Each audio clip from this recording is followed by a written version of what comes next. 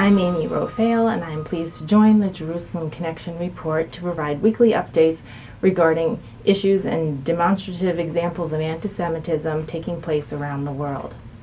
My goal is to inform you on a weekly basis of current events occurring against the State of Israel or against Jewish communities worldwide. These are anti-Semitic actions taking place by either governments, various agencies, academic groups, or other special interest groups. Our goal here is to alert you of these events so that you are aware of the anti-Semitism that is alive in the world in a post-World War II so-called enlightened Western world.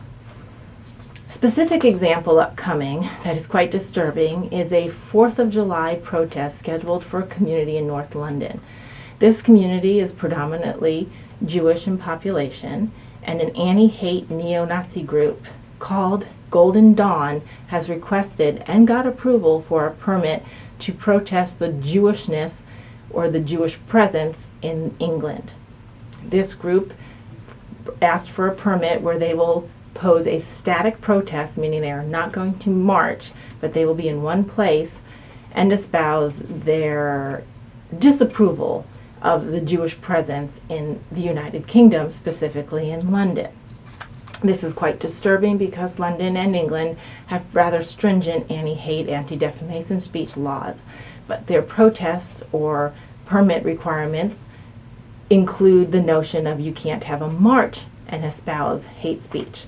Since this protest is considered static and not including an actual march from a given location to another location, the permit was approved on this legal loophole, despite the outcry from community members and the Member of Parliament, Michael Free, who represents them.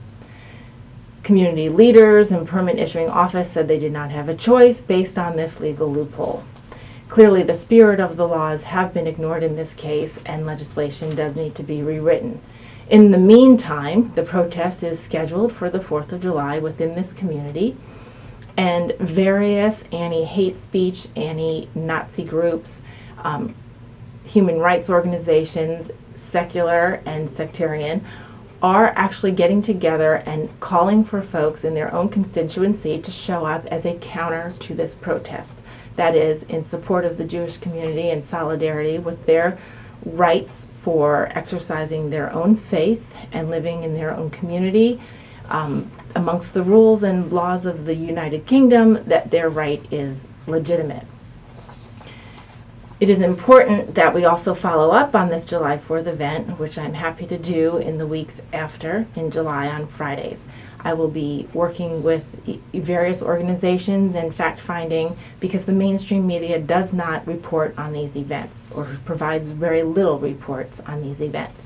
While minorities, ethnicities, lifestyle groups all are afforded various protections from governments, from special interest groups, from legal foundations, oftentimes the State of Israel, Jewish groups, and even Christian groups are left out in the cold from these protections.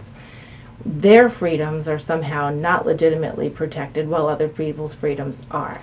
This is where anti-Semitism creeps in at its loudest, where there's double standards, delegitimization, and demonization of either a Jewish community, a Jewish business, or perhaps the State of Israel itself.